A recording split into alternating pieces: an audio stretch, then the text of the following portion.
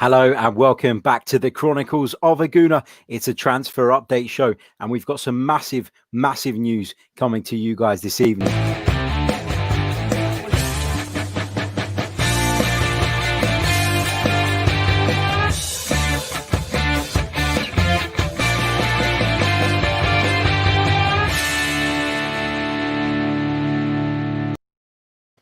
Hello, good evening and welcome to another live edition of the Chronicles of a Gooner. It's the transfer update show and today we are talking Pierre-Emerick Aubameyang. Huge news coming out this evening. It's even been reported by Sky Sports, which I know to a lot of people means it's actually genuine. But it seems that Pierre-Emerick Aubameyang is closing in on signing a new Arsenal deal, which will keep him at the club beyond the end of next season, of course, when his current contract is due to expire. I'm buzzing. I'm sure you guys are buzzing as well. And I've said it before and I'll say it again. This is as significant a business as Arsenal are going to do this summer. It doesn't matter who comes in. Yes, we need to bring players in other areas, of course. But in terms of the significance, this business, in my opinion, trumps anything else that Arsenal are going to go on to do this summer. It's so important that we keep hold of our talismanic striker. He's been so key, not just this season, but in seasons gone by.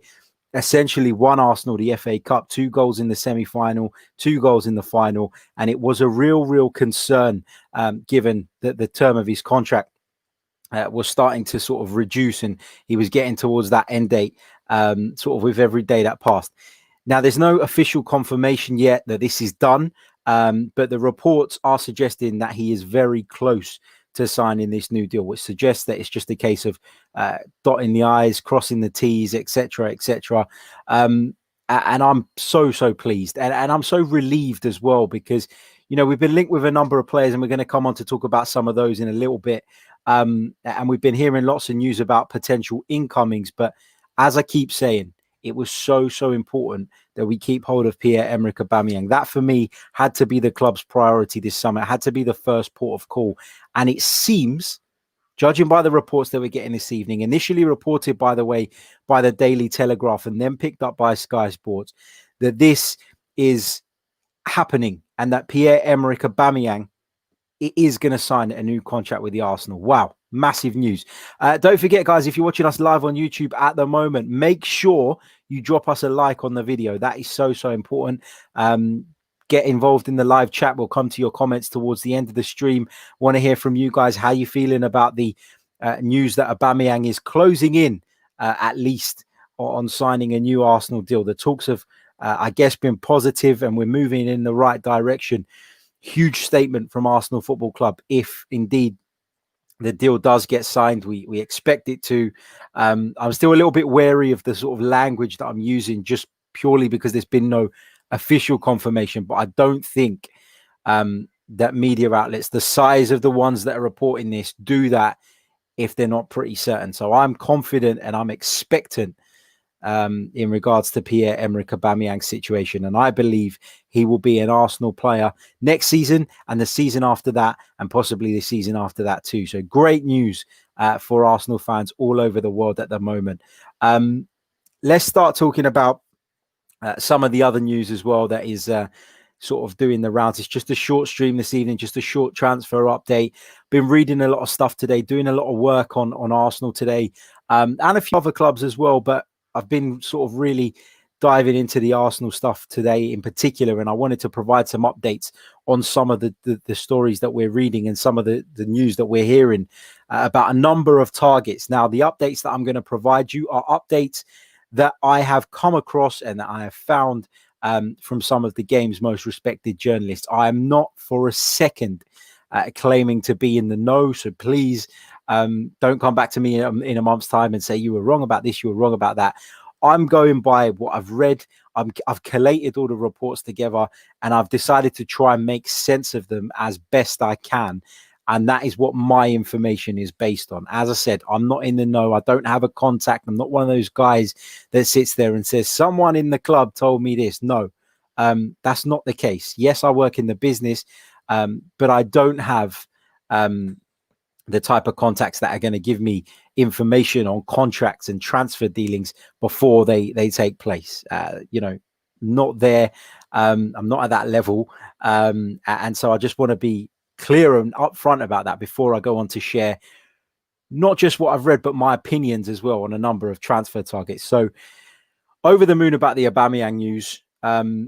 Let's have you guys' reactions in the comments as well. And I'll come back to those after we sort of talk about some of the other targets. Huge statement from Arsenal Football Club, if indeed they are able to tie Pierre-Emerick Aubameyang down to a new deal. And based on what we're hearing, it seems they have. Let's move on to talk about another player, and that is Gabrielle Magales of Lille. He's a central defender, 22 years old, Brazilian, and he's somebody that Arsenal are being heavily linked with. It is worth noting, however, that Arsenal are not the only Premier League club that are said to be interested in Gabriel. Manchester United are rumoured to have a strong interest in the player, and they have asked Lille, apparently, to inform them if any other club comes in with a bid that they believe to be sufficient so that they can have the opportunity to either match it or better it. So it's clear that Manchester United are interested as well in Gabrielle Magales, and we could be going head-to-head with them for his signature. It's also understood that Lille are looking for a fee in the region of 30 million euros for the Brazilian. According to transfermarket.co.uk, he's only valued at 18 million, but given that they're likely to spark a bidding war, given the number of clubs interested, I'm sure that Lille are going to do their best and their utmost to hold out for the maximum sum available. So 30 million euros is the benchmark, we're being told, and that is what Lille would require to accept an offer which would see Gabrielle Magales move out. Do I know a great deal about this player? No, I've got to be honest. I don't watch a great deal of Liga, and I'm not big on French football. But the reviews that this lad has been getting are positive. He's played, I think, 24 times for Lille in Ligue 1 this season, which suggests that he's a key part of their side and a key part of their squad. They've finished fourth in Ligue 1 last season, and of course the season didn't end properly. You know, it was brought to a halt due to the coronavirus thing, but it suggests that Gabrielle Magales is a key player to that side, and you can understand why they're demanding such a substantial amount of money for him. Add to that he's just 22 years old, and, you know, there is potential there. And so I get the feeling that if anybody is going to sign him, they're going to have to spend what Lille are asking. And I don't think Lille are going to budge on that. I don't think they'll need to budge on that, given the volume of clubs interested. Do I think this is a realistic one for Arsenal? I'm not entirely sure. And the reason for that is because we're forever hearing about the budget not being very high. We heard yesterday about redundancies, which we're going to come on and talk about a little bit later on in the show. 30 million euros, if that's what it's going to take, I can't see Arsenal doing it, if I'm honest. Now, I'd never rule it out, and I'd never say never, because we didn't think they'd do the Nicolas Pepe deal. When they did it, they found a way of structuring a deal that allowed them to get it done and bring the player to the Emirates Stadium. So am I completely ruling this one out? No, I'm not. But am I saying that it's likely? No. And the reason being, we've signed David Luiz up on another year. Pablo Mari is also, has also joined us on a permanent deal. Unless we move some centre-backs out, which we think that Socrates could be on his way, etc., then I can't see Arsenal going out and spending around about 30 million euros on another central defender. That's not to say that we don't need to. I think we absolutely do. I think centre-back is an area that we still could do with improving in. I just wonder if the price tag on Gabrielle Magales is just maybe too much, and that may put Arsenal off. It depends how highly Arsenal rate him. Do they see him as somebody who can partner William Saliba for the future, in which case they may find a way of trying to raise the funds or structure the deal in a way that gets the deal done. Lots of talk about him preferring Arsenal, that he's come out and said he prefers Arsenal. Well, Charles Watts of goal.com, a very respected journalist, he has rubbished that. He says that those reports are not true. In fact, they're quite sort of a little bit over the top, I think is the words he used, in terms of where Arsenal are at in terms of their pursuit of this player. So he says there's an interest, but he denies that the club or that the player, has highlighted Arsenal as the one club that he wants to join, and that he prefers to come here rather than Manchester United. So I take that with a pinch of salt for now. Let's talk about Felipe Coutinho, another player being heavily linked with a move to Arsenal. And again, Charles Watts has dismissed that one as well. He says that other journalists have also been told by sources very close to the club, within the club, in fact, that there is no deal taking place that will bring Felipe Coutinho to the Emirates Stadium. The Brazilian left Anfield, of course, in January 2018 in a deal worth in excess of £130 million, but it just hasn't worked out for him since. He was deemed surplus to requirements at Barcelona, loaned out to Bayern Munich, where he had an okay season, to be fair. It wasn't a bad season by any means. The games he did play, he produced. The problem is that Barcelona feels to me like they're just desperate to get him off the books, and they're looking to push him on to people, and that doesn't really sit right with me. And again, we're going to talk about the redundancies, but taking into account everything that's going on in the landscape at the moment, I make Charles Watts right when he says that this deal is not going to happen. I cannot see it. Coutinho to Arsenal is a no-goer for me, based on sort of what I know, what I've read, and what my gut tells me as well. So Coutinho for me, that deal is off. It's not happening. Willian, close to joining Arsenal, we're led to believe. It was understood yesterday that the Gunners made Willian a 3-year contract offer. It was a formal offer that's been put in front of the Brazilian, and we're expecting to see movement on that after Chelsea's Champions League game against Bayern Munich. It's widely expected that they're going to be dumped out of the competition. They lost the first leg at home by 3-0. So it will take a miracle for them to turn that around. Chelsea will then be eliminated from the Champions League and their season will be effectively over, in which case I think the deal for Willian will move quickly, and that will get done in the next couple of weeks. I do expect Willian to become an Arsenal player. What's my take on this? I think he's a very experienced footballer. I think he would add some in-depth quality to our front three. I know we've got the likes of Saka. We've got Martinelli, who's still going to be out for a while. We've got Reece Nelson, who some people rate very, very highly. For me, if I'm looking at it on face value, I look at it this way. Is he better than those three players I've just mentioned at this present moment in time? Will he bring more to the Arsenal squad than those players? I would say yes. And Arsenal are in need of progressing and closing the gap on the top four quickly, not in 2 or 3 years' time when Martinelli, when Nelson may be ready. I don't particularly have a great deal of faith in Reece Nelson that he will make it at Arsenal. And therefore, I think that the deal that will bring Willian to the club is a smart one. The 3-year thing is not ideal. I'd have liked to have seen the club offer him a 2-year contract, just based on the fact that he is going to turn 32 in a few days' time. But it is worth taking into account the player's individual condition. And Willian is one of those players who you watch him play and you don't think that he's at that stage in his career. So for that, he deserves credit. He clearly looks after himself. And that's probably played a part in why Arsenal have decided to table the 3-year deal. We don't really know what the terms are. We don't really know what the ins and outs are. We've heard it's 130 grand a week on a 3-year deal. We also thought that David Luiz, though, had a 2-year deal, didn't we? And that wasn't the case. There was an option to extend, wasn't there, in the end? And Arsenal took up that option. But the point I'm trying to make is that don't take it all for face value. Don't take it as gospel that it is a 3-year deal with no stipulations, with no clauses in it, because we thought that was the case with David Luiz. We thought he was signing for 2 years.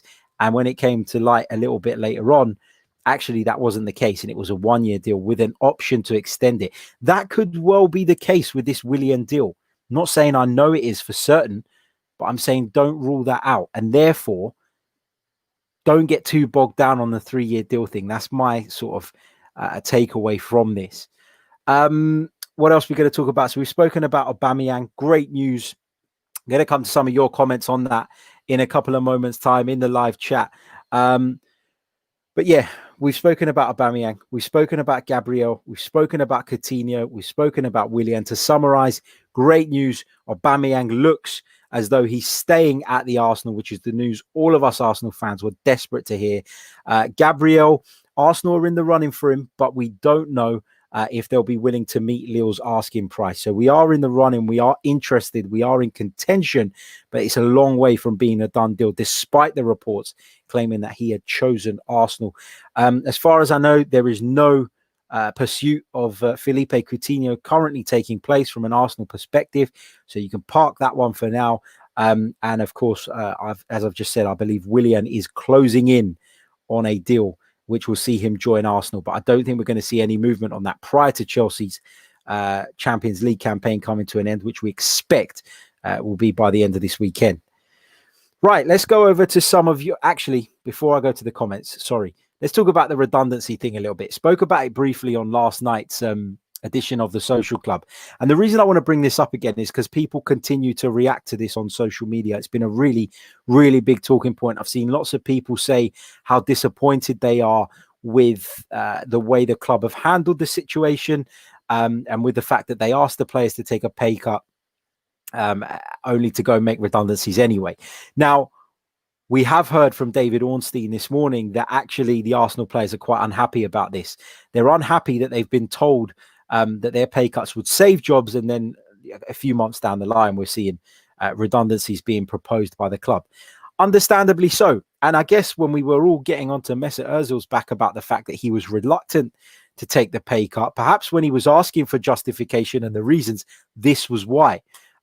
Because it's clear that the money hasn't gone to where it's supposed to go. Now, you could argue that this is part of a bigger plan from Arsenal and part of a bigger restructure in terms of the way we do our business going forward. If there's no fans in the stadium, you don't need stadium staff. That's the reality of it. If I own a hotel and it's closed, I don't need my cleaners. I don't need my catering staff. It's just the nature of the business. Until football fans return to football stadiums, there are going to be people within the club who are redundant. What about the people that work in hospitality, the stewards? You don't need them, or you don't need as many anyway when there are less fans in the stadium or no fans at all. This is just a natural thing given the current circumstances. Now, yes, it's not ideal, and I do have a great deal of sympathy for those who are going to be affected. I've lost jobs in the past due to redundancy. I understand it's a really worrying time. It's an unsettling time for those people, and I get all of that, and I have a great deal of sympathy. But I don't see why people are so surprised to learn of Arsenal doing this. We know that some of the people that are making way are to do with the scouting network.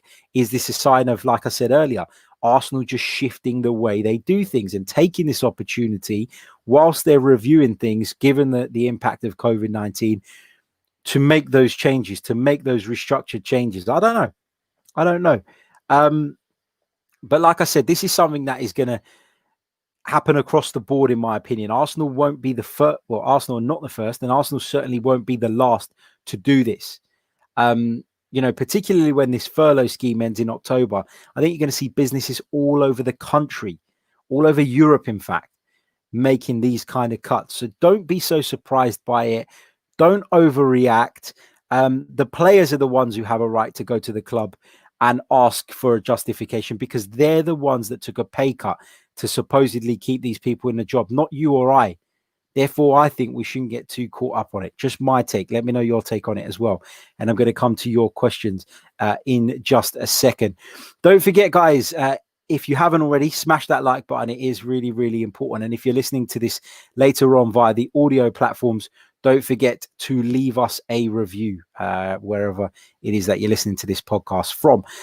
Don't forget, if you want to become a patron of the Chronicles of Aguna, you can do so by heading over to patreon.com/the Chronicles of Aguna. You will receive access to exclusive content, a free gift after your third month of membership, and priority in our phone-in shows. That's not to say we're not going to take calls from anybody else. Of course we are, but I will be prioritizing those who are supporting the podcast.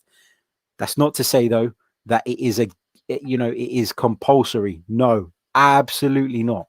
It is not compulsory whatsoever. But if you feel like supporting the podcast, it would be great. And we'd love to have you on board.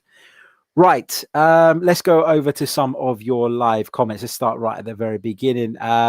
Graham says, great news regarding Aubameyang. Absolutely, it is.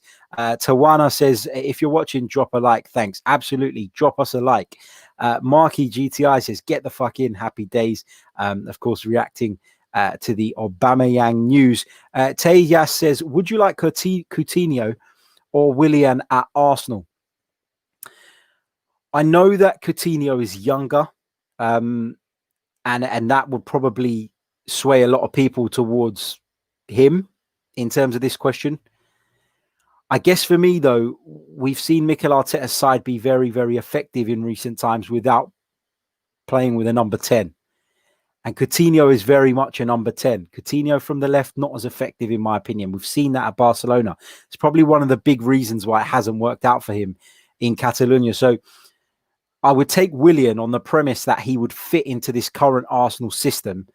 And it's an area in which we need backup because, as I've said, I still am not convinced that Reiss Nelson is quite ready to play a lot of football or is quite ready to step into that role in the event of any of our front three not being available. So on that premise, and given the fact that one of the things that really frustrates me about Arsenal is the lack of quality from set pieces, Willian is someone who brings that to the table. He's a free agent. You know, I know that Coutinho is likely to be on a loan deal if it was to happen. But do we want to get ourselves in a situation where we're involved in another loan deal?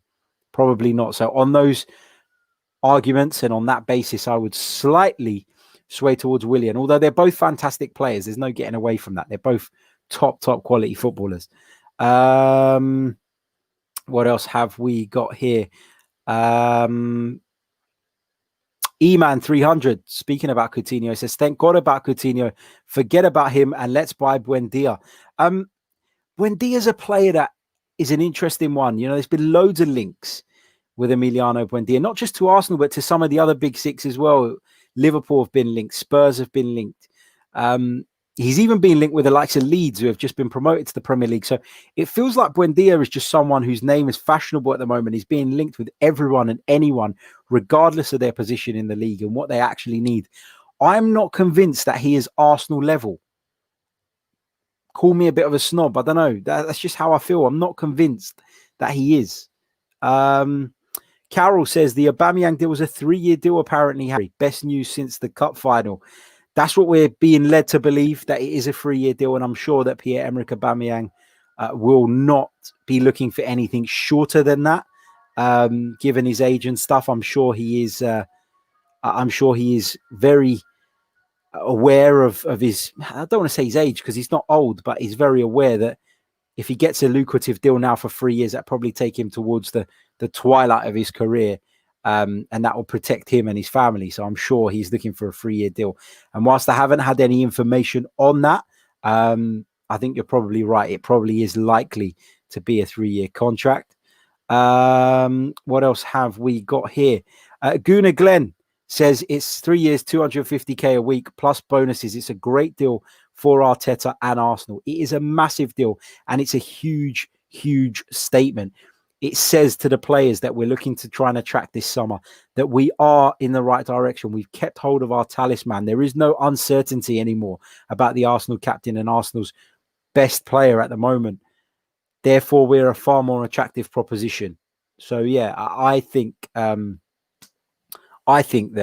it's a huge deal for everybody involved. It's great for Aubameyang as well because as great as he is and as good as he's been, you know, he must have been worried about sort of the impact that the coronavirus was going to have, even if he was thinking about moving away, because the big clubs in Europe have been massively affected by this. We know Barcelona aren't necessarily in a good financial state. We know Real Madrid are not particularly interested in Pierre-Emerick Aubameyang. Therefore, you know, I think whilst it's partly down to him wanting to stay, I think he'll be relieved as well that a contract as lucrative as this for as long a term as this has come across his table, and he's going to take it and he's going to sign it.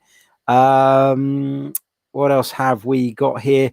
Graham on the Gabrielle deal. He says, we need Edu to weave his Brazilian magic like Wenger did with the French. A massive opportunity that we have to use to get great players at the right price. Agreed. If Arsenal have identified Gabriel as somebody who can enhance the squad, then they need to do what they can to make the deal happen. Totally agree with you.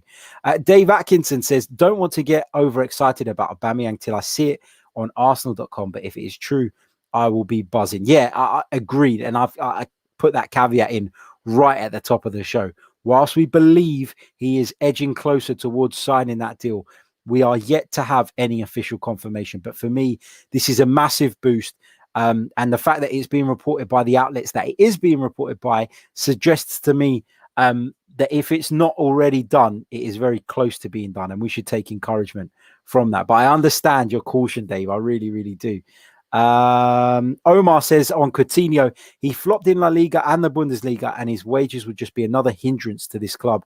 I don't understand why we're moving for him, to be honest. So I guess you're not on board with the Coutinho thing. I don't think he's been a flop in the Bundesliga, though. I have to disagree with that. I think he's played enough games to say that he's had a successful spell there. But if I just bring up his statistics, because I'm pretty sure I had a look at these earlier when I was doing some work for one of the websites that I write for earlier on today, that actually the record wasn't that bad. It's not as disastrous as some people will have you believe. I know that the Kia Joorabchian links make this a convenient rumor, and that's probably played a part in terms of the way the speculation has spread like wildfire. But in terms of his season in the Bundesliga, 23 appearances, 8 goals and 6 assists, considering he only started 45% of Bayern Munich's Bundesliga games. I don't think that's bad at all. I really don't. So I disagree that he's a flop, or he's been a flop at Bayern Munich. I think there is still a player in there. I just don't think it is the right thing for Arsenal at the moment. Cavan Jonas says, I've got a feeling we will sign Willian, Partey and Gabrielle and sell Sokratis, Torreira and Holding. I don't have any confidence in this club to get anything else done.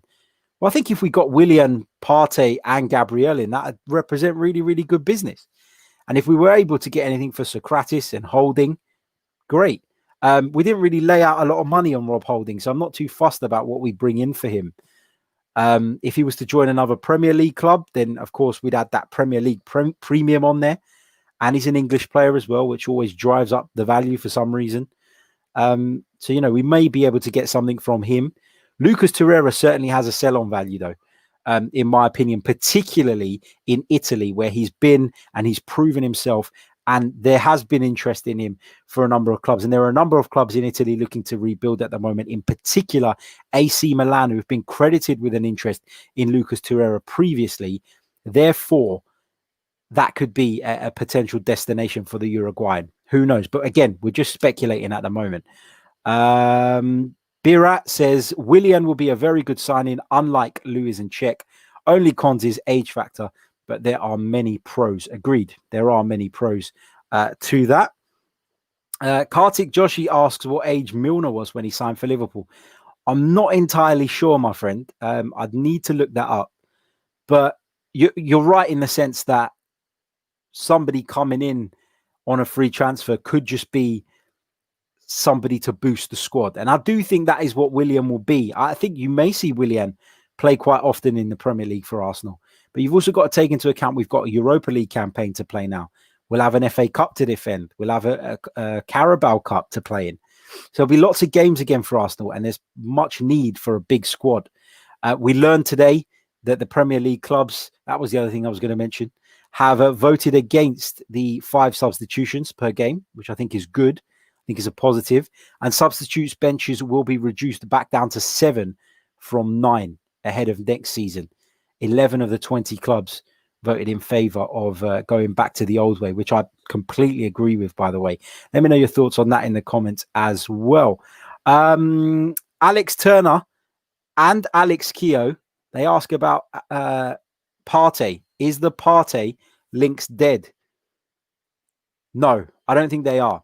I think Atletico Madrid have made it very clear throughout however long that they don't intend to enter any negotiations with regards to any of their players until their Champions League campaign is over. Atletico Madrid stand a chance of winning the Champions League this season. Mark my words. Very good side. just knocked out the holders Liverpool, or just prior to the lockdown.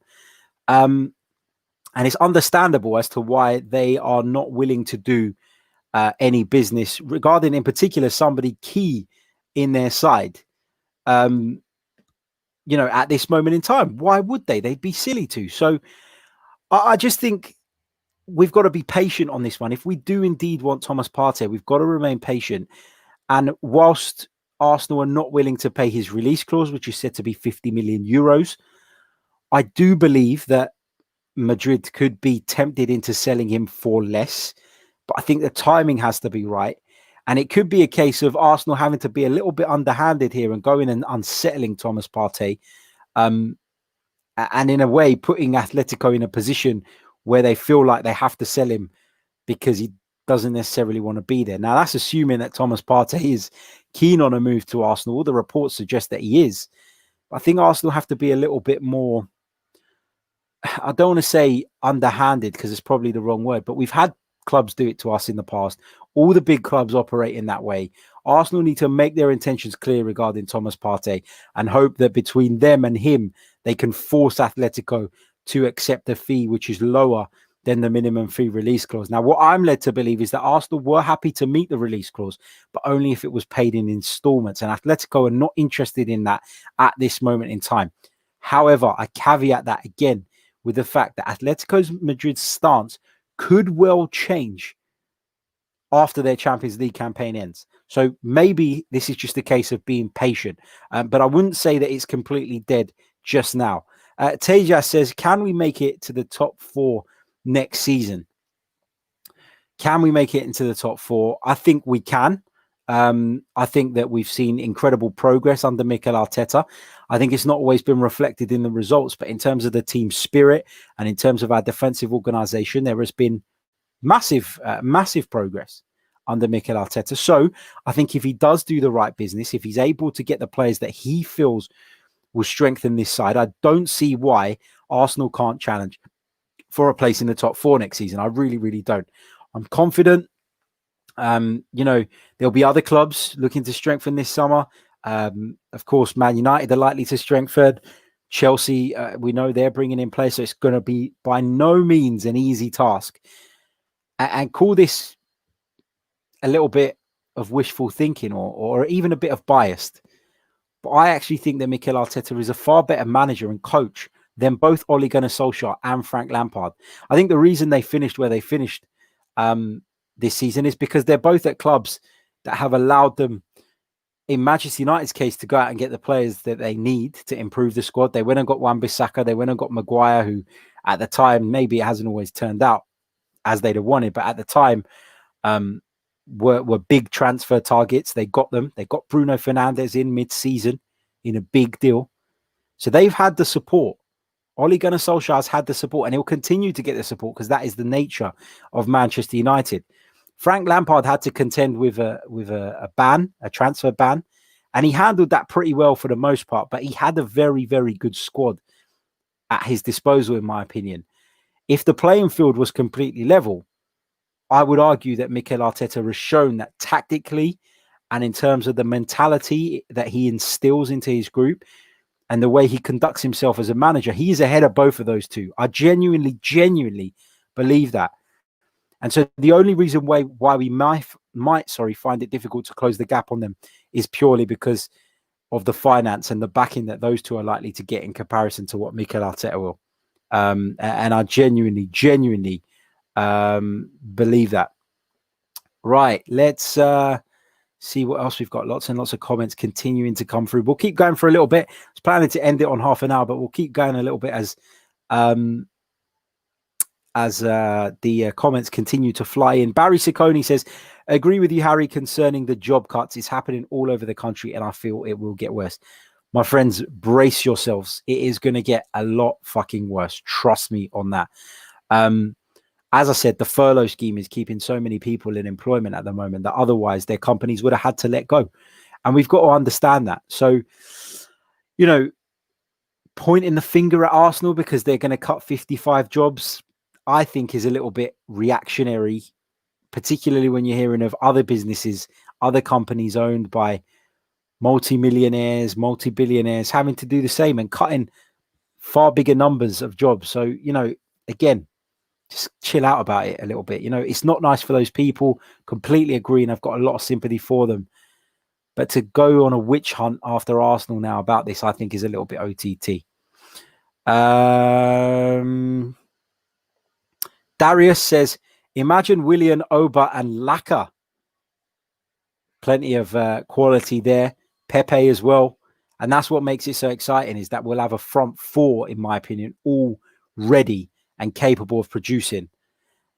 Whereas, in particular with Reece Nelson, I'm not sure he's at that point yet.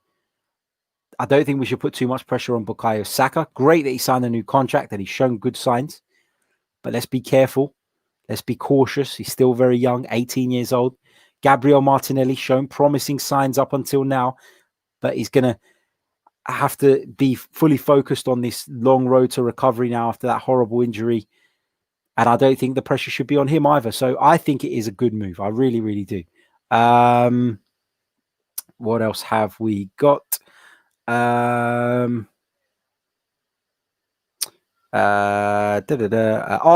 in response to my comment about Buendia, he says he's not right for us. Yeah, that's right. Ason says, are you really at the Emirates right now? I don't know whether to answer that. No, I'm not. I'm not. Thank you to all the patrons who signed up. We've been able to make some enhancements to the studio space, and I've been able to get myself a green screen, which means I can put myself pretty much anywhere that I want to be. Should I muck about with it now while you guys are on, just to show you? I mean, I could be outside Wembley if I wanted to be. I could be in all kinds of different places. It's a wonderful tool, and something that having patrons on board has, of course, allowed me to be able to do. So I'm really, really grateful for all you guys' support and what that's meant for the podcast and its progress. So thank you. But no, I'm not at the Emirates right now. A couple of you asking in the chat, is the Aubameyang news official? No, it's not. I have to make that clear. I said it right at the top of the program. It is not official yet. Pierre-Emerick Aubameyang hasn't officially put pen to paper, but we're led to believe that he is closing in on signing a new deal with the football club. It's being reported by Sky Sports, by the Telegraph, by a number of outlets. It feels as though talks are heading in the right direction, and given Mikel Arteta's comments after the FA Cup final, it would make sense. Matthew D'Souza asks, how successful will we be in offloading players? Will the cash register Coutinho? It's never easy to offload players that are overpaid. And I'm not saying that in this, you get some people that they go, oh, footballers are overpaid, blah, blah. That's not the angle at which I'm coming from right now. What I mean is when they're overpaid in terms of the market, in terms of what they're producing in comparison to some of their peers.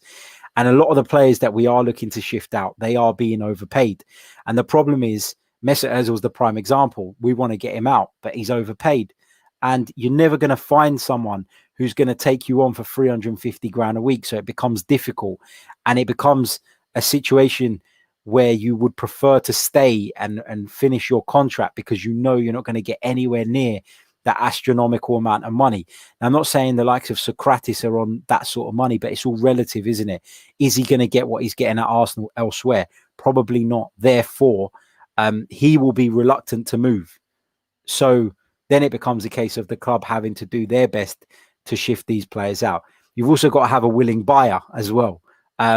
With a lot of the players in the Arsenal squad at the moment that we would class as dead wood, I'm not necessarily fussed about recuperating transfer fees or large transfer fees anyway. I'm more interested in getting them off the wage bill, because that is the real crippler for Arsenal Football Club. So if we can find solutions in terms of moving some of these players on to clubs where they'll be happy to go, and we can do a deal and subsequently take them off of our wage budget, I think that's the right way to go. Pramod says, I agree with you. Reece is not there yet. So would you be looking for a loan if you are in charge? Would I be looking for a loan for Reece Nelson? Yeah. If we get Willian in and we've got that extra body, and then we'll have Martinelli, Saka, Willian, Pepe, Lacazette, then yeah. Willock has even shown that at times he can play on either side. So particularly on the right. So yeah, I think I would be looking for a loan for Reiss Nelson. I think he needs to play more football. I think his loan spell in Germany wasn't as successful as some people would have you believe. At the start of the season, he was very, very impressive, but he did die out in the second half. And there were question marks about his attitude. That was just paper talk, so I'm not going to take that as gospel. But I do think a loan move where he would be able to play regular football would benefit Reiss Nelson. Yes, I do. Bavia Jane says, is this your day job? Yes, it is. It wasn't up until May last year. Was it last year? Yeah, it's been over a year now. Bloody hell. But yeah, I am a sports journalist now, full-time journalist / broadcaster, whatever you want to call me, / does whatever he can to make a living that involves talking about Arsenal and football. So yeah, cheers. What else have we got here? Big hello to the Mr. Arsenal podcast. Go check them out. Great show. Give them a subscribe. And he says, all right, Harry, how you doing? Huge news today. It is, mate. It is huge, huge news. It's not confirmed news yet, mind you, but it is huge in terms of at least we know things are heading in the right direction. And bar catastrophe now, Pierre-Emerick Aubameyang will be committing his future to the Arsenal. Right, what else have we got? Let's keep scrolling through. Tawana says, come on, guys, at least 100 likes. There's 179 watching right now.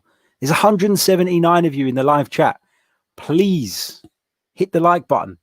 What are you waiting for? Let's get to 100 likes before the end of this stream. Got a few minutes left. It would be great if we managed to achieve that. Likes is something I need to push more on this channel for sure, particularly on YouTube. I don't go on about it as much as some of the others. Maybe I should. Maybe I should, because they are so important. I think we're on 64 at the moment. So please do help us out. Get us up to 100 likes before the end of the stream. So if you're watching us, do it now. Waits for the influx of likes to come through. I can't tell till afterwards anyway. I'm not on the right page, but please do hit that button. It is so important. If you haven't already as well, hit the subscribe button. We're bringing you pretty much daily content at the moment. We may miss the odd day in the week here and there, but we're trying to bring you at least 4 shows a week. That is the plan. If you haven't already, check out yesterday's edition of The Social Club. It's a show in which we talk Arsenal, but we also talk about a variety of subjects from the Premier League. And we were joined by a great panel yesterday to look at some of those talking points. We spoke about Newcastle United. We spoke about Fulham's promotion.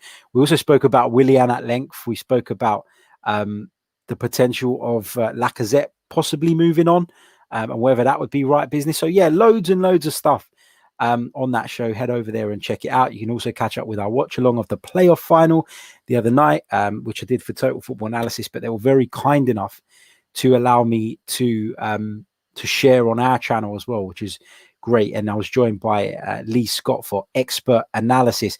Right, I'm going to give you guys a few more minutes to fire in a few more questions before we wrap it up. So if you're in the chat, stick them in there now. Omar says, criminally underrated podcast. This, thank you so much, mate. Really appreciate your support. I know you're in the chat pretty much every time we go live, so I really do appreciate that.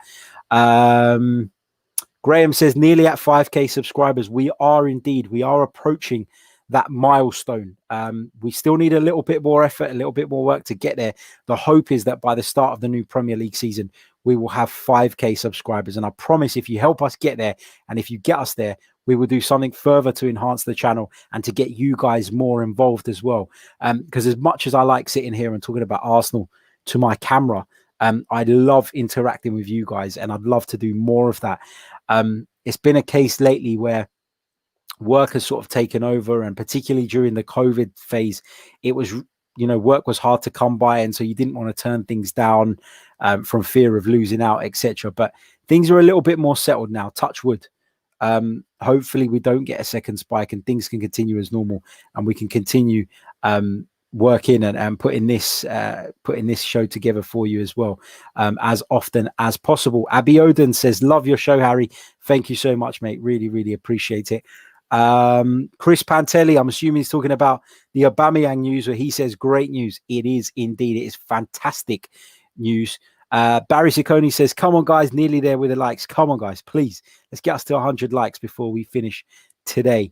Right. Graham says, I think we should sell Leno for £25 million. Let me know what you guys think in the comments about this. Would you sell Bernd Leno? Are you convinced that Martinez is ready to be Arsenal's number one based on this period of time that he's been in between the sticks? I want to say I am, because he's been really, really good. I think he's been brilliant. But there's a small part of me that worries that over the course of a long season, there will be mistakes, as there are from any goalkeeper. And I think it's actually healthy to have two good goalkeepers. It's healthy to have that competition.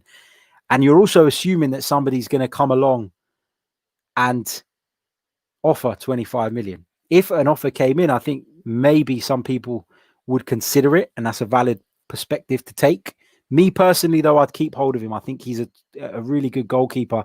And the more quality that we have within the squad, the better, as far as I'm concerned. Ben says, would you like Lacazette to stay? In an ideal world, I absolutely would like Alexander Lacazette to stay. I think he's been criticised a lot by people in recent times, even by myself, for maybe not scoring enough goals. But the reality of the situation is this. Often when you have a talismanic striker who's as effective as Pierre-Emerick Aubameyang, it's as important to keep them. It's as important to keep those around them who complement them as it is to have them. And I genuinely think that the work that Lacazette does in that number 9 role, the way he drops deep, creates spaces in behind for Aubameyang. And we've seen Lacazette drop deep time and time again, opening those channels in behind for Arsenal to hit Aubameyang with those long balls. And so I think that in an ideal world, as long as we're still able to do the other business that we need to do, or at least most of it, then yeah, I'd like to see Lacazette stay. The issue with Lacazette is that he's got 2 years remaining on his contract, this season coming and the next one. So we're entering that territory where it's a case of you either sign him up to a new deal or you consider moving him on. And that is what's going to be interesting in the coming months, to see if Arsenal decide to take any action on that. We've heard, haven't we, in the past from Raul and from Vinay and from all those guys, that they don't want to be in situations where players are, are walking out or are running down their contracts. It seems like we might have saved ourselves with Aubameyang, but we don't want to be in that position again. So yeah, I do think it's time to start thinking about Lacazette's future. But if you're asking me right now, would I want him to stay? Then yeah, absolutely. Guys, we're 5 likes away from hitting that 100 mark. If you haven't done it already, there's over 200 of you watching us live right now. Hit the button. Thank you. I do really, really appreciate it. I promise. Right. Oliver Cholet says, are you concerned about player recruitment with the news of some redundancies in the scouting department? Not really. And the reason I say this is because our scouting department hasn't been particularly effective in recent years. We've actually been bemoaning them. We've been talking about why are other players or other clubs able to go out and find and identify players, and we've struggled lately, and our recruitment has been so bad lately. Kind of suggests to me that, I'm not saying they deserve to lose their jobs, I'm not saying that for a second, but I think that will have played a factor or played a role in the club's decision to release the people that they're releasing. And I think that we can't sit here and moan about the club not being run properly and the structure not being right and the stuff behind the scenes not being effective enough, and then moan when our scouts are being changed. I think it's time for a refresh. Francis Cagiao, I think that's how you say his name, been at the club for over 2 decades, very respected. And that's not to say I don't appreciate the work he's done previously, but I do feel like you can get stale in a job, in any job. So yeah, look, again, as I said earlier on in the show, I'm not overly upset by the redundancies. Obviously, it's easy to say when I'm not someone affected by that. But as in, I'm not angry at the club. I get why they're doing it. I understand why they're doing it. And the reality is, and I use the example that I used earlier on, if people aren't in the stadium, then you don't need someone to sell programs. You don't need cleaners. You don't need catering staff. And it's just the natural course of the changes that we're all going through and the post-COVID world that we're hopefully going to be living in soon. Lots of you commenting about Serge Gnabry. This guy's screen name is Serge Gnabry, and I almost said Serge Gnabry. He says there's not been any Partey news for a while now. 95 Winston echoes that. The Partey thing has gone strangely quiet. And as I said a little bit earlier on, I'll just quickly repeat it for the benefit of you guys. The Thomas Partey thing has gone quiet because Atletico Madrid are not interested in negotiating whatsoever until their Champions League campaign is over. So this is one that is going to, if it does get done, it's one that we're going to have to be patient about. And it's one that we may do further along in the window. But right now, whilst they have a chance of winning the Champions League's greatest, Europe's greatest prize, the Champions League, muddling up my words, I think that Thomas Partey stays, and I don't think that they're going to entertain any discussions about his future. You could also argue that if Diego Simeone was to go on and win the Champions League, I think they've lost 2 finals, haven't they, already? So if they were to go on and win the Champions League, that Diego Simeone may well walk away from Atletico Madrid. He may feel that he cannot do any more with that club. And if he does walk away, that could open the door to Partey being sold because, as I've said in previous podcasts, Thomas Partey is very much Diego Simeone's man. So Diego Simeone's future could play a part in what happens to Thomas Partey as well. And I do think that if Simeone won the Champions League, he would consider walking away from Atletico. What more can he do? He's won La Liga against the likes of Barcelona and Real Madrid, whose budgets are humongous in comparison to Atletico's. And if he wins the Champions League, that would be the icing on the cake for me and the perfect time for him to say, thank you very much. See you later. And as I say, could impact what happens to Thomas Partey. Let's see what else we've got here. Lamin says, I'm a big fan of you, Harry, from Gambia. Thank you so much, mate. It's great to see so many people from all over the world joining us. And I'd love to see some more of you guys, some new faces as well, come on the live phone-in show that we're going to be doing every Tuesday night going forward. So come and join us. Well, it's going to be Tuesday night when the season starts. It may be Monday nights for now. I'll keep you guys updated. Follow us at Chronicles_AFC on Twitter, and we'll keep you posted. But we'd love to hear more of you come on. And from different parts of the world. We had a fan from Palestine the other night. We had people from the States. We had people from Luxembourg join us. So it's great to see so many different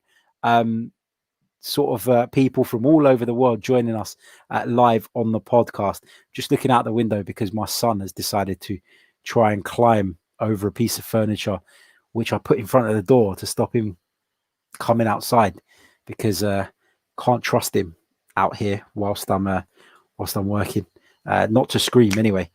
God, it sounds like I'm mistreating my kid. Scrap that. I should have rephrased that. It's not. He's not locked in. I've just pushed something in front of the door so that he could just play where his toys are.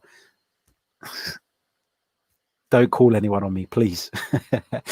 Big hello to Kipis Cool. He says, you are doing great, Harry. Great content. Super. Thank you so much, mate. Really, really appreciate your kind words. What else have we got? Paul Myra says, it's done, Harry. You're at 100. Thank you guys so much. Really, really appreciate that. Really, really do. Can't thank you enough for your support on this channel. Every time we go live and we talk about Arsenal. Love it. Thank you so much. Yeah, lots of you making comments about that we finally reached there. Charlie Lord says, Harry, are you concerned about the influence that super agent Kia Joorabchian seems to be having on our transfers? I don't think it's an immediate concern at the moment, because if it's helping us get targets that we would have gone for anyway, then great. I think that what you're seeing the impact of Kia Joorabchian's influence in the media more than in terms of the actual business that we're doing. So you've got to be wary of that. You've got to be wary of the fact that a lot of the players we're being linked with are Joorabchian's clients. And it just feels like a convenient sort of link to make, given that relationship. So don't get sort of too bogged down by all of that. I think Willian would be a good signing. Yes, he's a Joabshan client, but I've also told you that I don't think the Coutinho deal's going through this evening. And Coutinho is a Joabshan client as well. So doesn't necessarily mean we're going to go after everybody that is under Joabshan's watch, but it is something that could potentially become a concern further down the line. But right now, I'm not overly worried about it, if I'm honest. Flips asks, why is the Coutinho deal off? Don't really want to go over old ground too much just because of those of you that have been with us from the start of the show. But cut a long story short, sources within Arsenal have told a number of high-profile journalists today that there is no pursuit of Philippe Coutinho taking place. It's not happening, as far as I'm aware. That's not to say Arsenal won't do a U-turn on that. That's not to say that Arsenal are just trying to keep it under wraps. Remember, they told us that Nicolas Pepe wasn't a possibility last summer, and it happened. Perhaps the club are trying to save face, having just made people redundant. So, we'll have to keep a close eye on that. But as far as I'm aware, at the moment, it is a no-go. It is not happening. Coutinho to Arsenal is off. Right.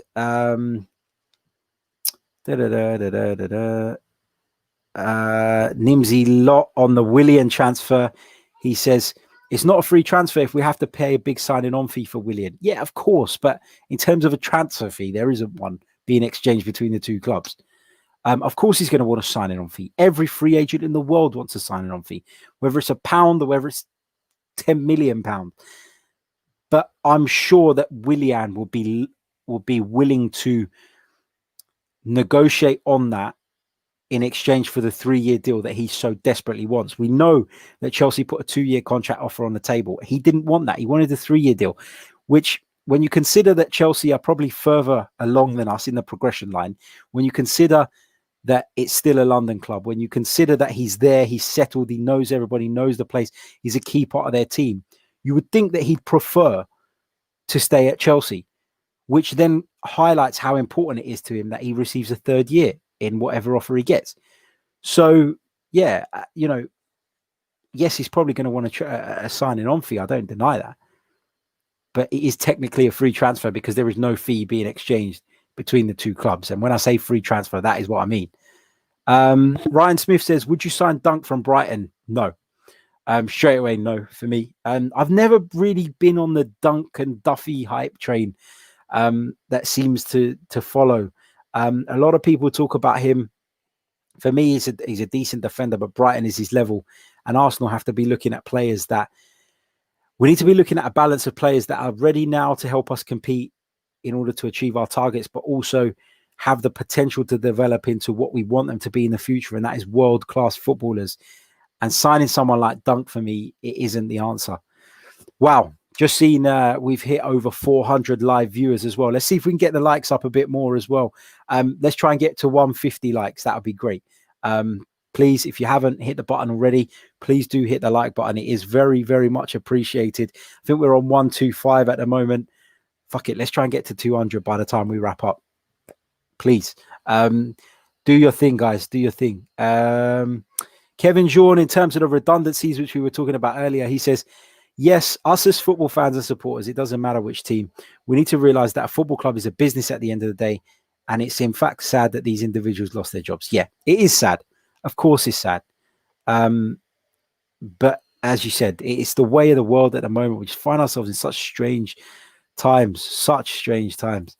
Right, what else have we got here? Lenny says, proper YouTuber. Thank you so much, mate. Appreciate your kind words. Question here from Yerkis. Felipe Coutinho or Thomas Partey? For me, it will be Thomas Partey all day long. I want Partey on a permanent deal to shore up our midfield, to help. If we had a midfield of Partey, Xhaka and Ceballos potentially next season, perhaps Mikel Arteta won't need to play with 3 centre-backs because of the extra protection that would give us and the extra athleticism, tenacity. And then it would release other players further up the pitch to go and do their damage and allow some of our midfielders to be a bit more progressive. And I'm talking about Xhaka and Ceballos when I say that, to be a bit more progressive and get more involved in our forward play, because we don't seem to create enough from the midfield at the moment. We don't score anywhere enough goals from midfield, which is a problem. So yeah, let's hope that we do get Thomas Partey in. But yeah, in answer to that question, that's an easy one for me. Partey over Coutinho all day long. What else have we got? Just having a look through the comments. Rodney asks, when will it be announced that Willian will become an Arsenal player? I'm expecting something to happen after Chelsea are eliminated from the UEFA Champions League. I don't think it's respectful for anything to happen before that. I think Willian will be aware of that. I think the clubs, obviously the clubs don't need to negotiate because there is no transfer actually taking place. But Willian's contract doesn't technically end until the 31st of August, but I don't think it would be wise for anybody involved for him to announce that he's agreed to join someone else prior to their campaign ending. So I expect it to be after. And I think they will be eliminated this weekend when they face Bayern Munich. So in which case, it shouldn't be too long now before there is some movement on that. Avon Teddington says AFC have already said Emile Smith-Rowe is going to be with the first team this year. Yeah, absolutely. It looks as though he's going to be involved. A player with lots of potential, a player who we've seen glimpses of, some real good glimpses at Huddersfield Town as well, where he spent this last season on loan, which is great. Still not convinced he's 100% ready, but I've always said this about Emile Smith-Rowe. When I've watched him amongst the other youngsters, I've always felt like he was one of the ones with the most potential. So yeah, it's great that he's coming back. I hope he gets the opportunities in the cup competitions to show what he can do, and fingers crossed in the future he can become a important player for Arsenal. I'm not going to touch on the redundancy stuff again because I feel like we've talked that to death a little bit, and this is meant to be a transfer stream where we're talking about transfers. But lots of people, obviously, different viewpoint to mine in terms of they think it's disgusting that the club are not going to hold on to those people, and I get that. I totally get that. It's a perfectly valid opinion to have. It's just I think that we're going to see a lot of more of that across the board. And as Alavi said on our social club show last night, Arsenal have just gone first here, and it doesn't look good. Doesn't look great at all. Over 500 of you watching us live right now. Wow. That is a record, I think, for this show. That is a record. So if you haven't already, I'm going to say it again, just because I'm determined that we get to the target. Hit the bloody like button. Over 500 people, I can't believe it, are currently tuned in, watching me talk about Arsenal. We're approaching 200 likes. Let's get there, guys, please. Let's get there. Subscribe as well if you haven't already. And if you fancy becoming a patron of the channel, which means you'll receive access to exclusive content, get priority on our fan phone-in shows, you'll receive a free gift after your third month, and some more benefits will be announced very, very soon as well. Please do head over there and you can sign up. There are 2 tiers of membership. Again, it's not compulsory. We'd love to have you on board, but I totally appreciate these are difficult times and not everybody is able to support us in that way. But you guys just being here is enough for me, I promise. Right, what else have we got? Let's go for a few more questions. Arkashan Jamwal says, I hope I've said your name right, mate. He says, who do you want to stay and go on loan between Willock and Smith-Rowe? This is a tough one. I'd probably keep both of them at the club. If I had to choose, I'd probably give... Joe Willock's a funny one for me because he's come on at times when we've needed him to just sturdy up the team a little bit, give us fresh legs, bit more energy in the dying stages of games, and he's done that really well. But do I think he's good enough to play regularly? No. Do I think that Emile Smith-Rowe is probably at that level right now as well? No. So this is a really, really difficult question. I think they both could do with furthering their development. I would keep Emile Smith-Rowe just because he's been on that loan deal. I'd give him opportunities in the cups to show what he can do, and that would kind of be his audition, wouldn't it, for the future? In terms of Willock, though, would I loan him out? Possibly, but it depends what business we get done this summer. And it depends on what system Mikel Arteta intends to play with and a number of factors. So if he is, in Mikel Arteta's eyes, somebody that we could allow to go, without having too much of a detrimental impact on the team, then yeah, I'd be cool for Joe Willock to move out on loan. My God, lots and lots of comments coming through. Nafiu says, big up, man, from the Maldives. Wow. Big up to you, my friend. I'd love to come to the Maldives one day. My wife's on my case about it as well. So it's a trip that I'm going to have to take someday. So yeah, big shout out to you and everybody else out there as well. Abhishek Chowdhury, this is an interesting question. He says, will this announcement have an effect on the players after taking a pay cut and still making this move? And I'm assuming you're talking about the Aubameyang announcement. I don't think it will have a negative impact. I think that every Arsenal player, having watched what Pierre-Emerick Aubameyang did in the FA Cup semi-final and final, will have been desperate. If they've got any ambition of achieving anything, they will have been desperate for him to stay. Desperate for him to sign a new deal. And so I don't think they'll be grudging that either. What else have we got here? Mickey H says, so you've got to spam the chat for him to recognize it. That's absolutely not the case, mate. But there is an absolute influx of comments coming through right now. If I've missed your comment, I apologize, and it was not intentional. Please put it back in the chat again, and I will pick it up. I promise. I'll keep a special eye out for it. But no, it's not a case of you having to spam the chat. I promise you, that's not the way I operate. It's literally, it's so hard to keep up with all of them and speak that I'm just kind of skimming through it and I'm picking things at random. JJ says, what's your stance on Mkhitaryan? He seems to be content at AS Roma. I'm pretty confident that Arsenal are going to agree to tear up Mkhitaryan's contract and allow him to join Roma on a permanent deal this summer. That is very much my expectation from what I've been told and from what I've heard. I think that is going to happen. I think Arsenal are more concerned about getting Henrik Mkhitaryan off the wage bill than they are about receiving a transfer fee for him. Remember, it was a swap deal initially that brought him to the Emirates Stadium. Therefore, I think they would be happy to just get him off the wage bill. So yeah, that's my stance on Mkhitaryan. I think it's best for all parties. Do I think he's still got something to offer? Perhaps. But under Unai Emery, it just wasn't working out for him. And so I understand why he went. You know, and I understand why a lot of fans don't want him back. But yeah, I've got no real feelings towards Mkhitaryan. I don't dislike him. I don't particularly think he was great for Arsenal. He's kind of one of those players where I'm just like, meh, whatever. But yeah, if he's content at Roma and he's happy at Roma, it suits the club as well. Get the deal done. Get him off the wage bill. What else have we got here? Bloody hell.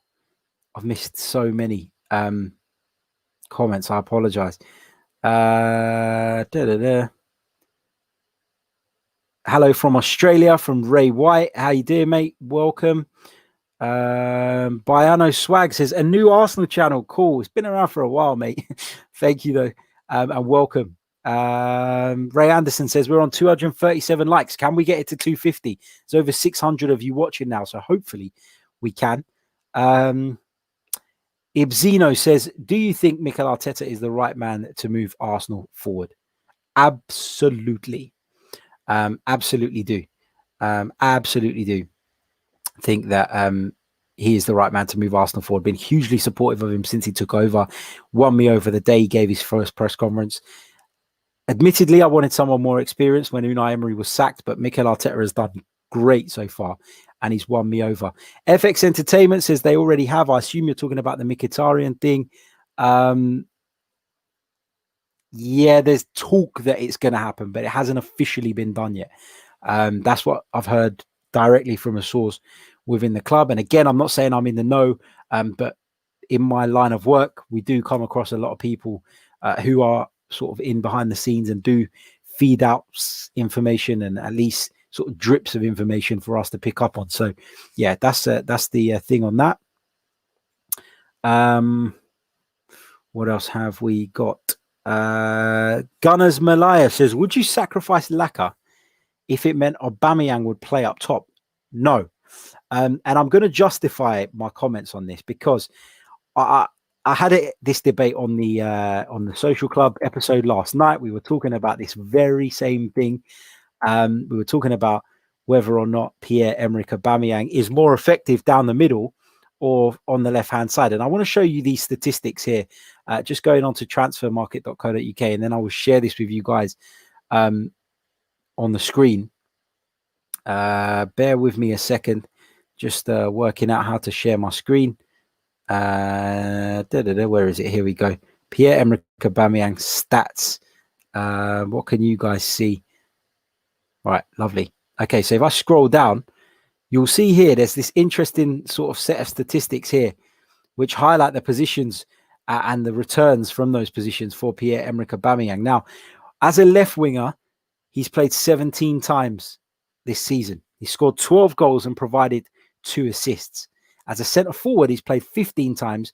He scored 7 times and provided just 1 assist. So it's clear, the statistics don't lie. Pierre-Emerick Aubameyang is more effective playing from that left-hand side. I've spoken about it time and time again. It gives him a little bit of freedom in terms of the runs he can make. It means he's not always the immediate attention of the central defenders, and he can often drift into those half spaces. You could argue that he's been most efficient actually on the right wing, where he's played 3 times and scored 3 goals. So yeah, you know, no, I wouldn't sacrifice Lacazette for just for the purpose of playing Pierre-Emerick Aubameyang through the middle, because I don't necessarily think that that is his best position. I genuinely don't. I think whoever plays through the middle for Arsenal has to be unselfish, has to be willing to drop deep to pick up the ball in order to create the spaces in behind for the others. And Aubameyang is so good at exploiting those spaces. He's so much more pacey than Lacazette. Therefore, for that reason, I don't see why you would want to disrupt that. I think it's working fine at the moment. What else have we got? Lots of questions about Ozil. I feel like we talk about Ozil so much. It's a hard one. It's a hard one. The reality is, and some of you are asking in the chat, is Mesut Ozil leaving? Absolutely fucking not. Mesut Ozil is not going anywhere this summer. He is not. He is staying put. His agent has come out and said as much. I think the club are expecting him to stay put. He's going to sit there and he is going to collect his salary, and that's going to be that. That is literally going to be that. He's not going. We're stuck with him. Will he come back into the plans next season in terms of as a player? I don't know. But I wouldn't put it past Mikel Arteta bringing him back in. If he does show the willingness, then I wouldn't put it past him bringing him back in. I think at the moment, even if whatever is going on behind the scenes wasn't happening, he wouldn't be in the side anyway because of the way we're playing. But in terms of people wanting him to leave, I don't think that's going to be the case. I don't think Arsenal are going to be willing to shell out a lump of money to pay him off and get rid of him. And he's certainly not going to sort of give up that sort of wage packet that he's currently got. So he's going to stay. He'll be here. And we're just going to have to deal with it. And we're going to release some serious wage funds at the end of next season by the looks of it, because in my view, there is no way Mesut Ozil gets a new Arsenal contract. Let's pick up a couple more questions before we finish up. I'm supposed to go for 20 minutes, half an hour. We've had so much interaction. It's been great. Not complaining in the slightest. But my dinner's going to get cold. So we'll take a few more questions and we'll shoot off and get that. Mike says, my super chat got ignored. My friend, I haven't seen a super chat. I do apologize. I'm using a program called StreamYard to get to stream, basically. So if your super chat has come through on YouTube and I've not seen that and it's not filtered through, please let me know. I do not intend to miss super chat. So I'm really, really sorry, mate. Let me go on my phone and see if I can see that. Just scrolling back through the comments.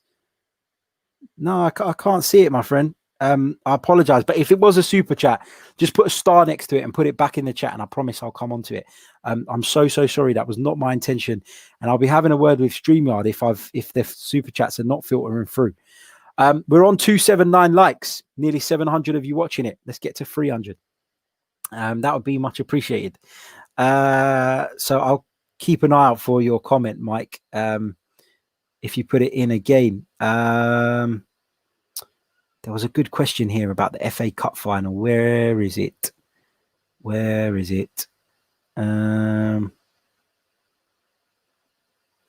Just trying to find it. Apologies. Just trying to. I'll come back to that in a minute when I can find it. This is an interesting one. Any news on Ceballos? So, in terms of Dani Ceballos' future, it is my understanding that Arsenal are looking to strike a loan deal with Real Madrid that would see Dani Ceballos stay at the Emirates Stadium for another season, with an obligation to buy him at the end of the 2020-2021 campaign. That is because Arsenal are, I guess, trying to put off paying the amount that Real Madrid are asking for, which is approximately about 23 to 25 million euros for his services. It's not that they don't want to pay it. I think they would probably just find it a little bit easier if they were able to pay that next season, given the business that they need to do and the expectation that they will return to the Champions League. So I do think Ceballos will stay at Arsenal. I do think a deal will be done. I do think Real Madrid will be open and willing to do that. So I'm positive about Dani Ceballos, and that is the update that I have in terms of what is going on there. Where's the gentleman that with the super chat? Nimsy Lot says, Mike did send a super chat. My friend, I apologize. I can't see the super chats on this streaming program I'm using. I don't know why.